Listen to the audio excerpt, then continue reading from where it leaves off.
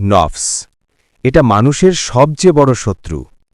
বাইরের শত্রুকে চেনা সহজ, কিন্তু ভেতরের শত্রু চিনতে দেরি হয়।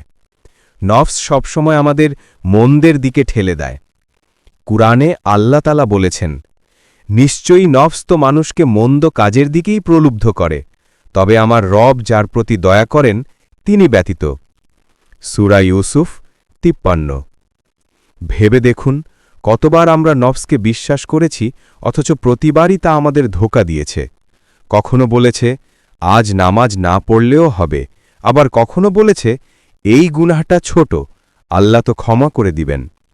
কিন্তু এই ছোট ছোট ছিদ্র দিয়েই শয়তান প্রবেশ করে আর মানুষকে ধ্বংসের দিকে নিয়ে যায়। রসূল সাল্লাল্লাহু আলাইহি ওয়াসাল্লাম বলেছেন, সর্বশ্রেষ্ঠ মুজাহিদ সেই ব্যক্তি যে নিজের নফসের বিরুদ্ধে সংগ্রাম করে আল্লাহর পথে। ইবনে হিব্বান। তাহলে প্রশ্ন হল, আমরা কিভাবে এই নফসকে দমন করব? প্রথমত, নামাজের মাধ্যমে, কারণ নামাজ মানুষকে অশ্লীলতা ও মন্দ কাজ থেকে বিরত রাখে। দ্বিতীয়ত, নিয়মিত কোরআন তিলাওয়াত ও জিকিরের মাধ্যমে।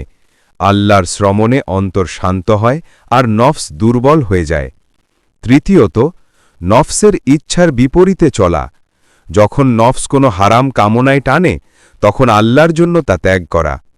মনে রাখবেন, শয়তান বাইরে থেকে আক্রমণ করে, কিন্তু নফস ভেতর থেকে আক্রমণ চালায়। বাইরের শত্রুকে হারানো সহজ, কিন্তু ভেতরের শত্রুকে জয় করতে ধৈর্য, তাকওয়া আর আল্লাহর রহমত প্রয়োজন। হে প্রিয় ভাই বোনেরা, আসুন আমরা সবাই আল্লাহর কাছে এই দোয়া করি, হে আল্লাহ, আমাদের নফসকে পরিশুদ্ধ করে দিন। আপনিই এর অভিভাবক এবং আপনিই সর্বোত্তম।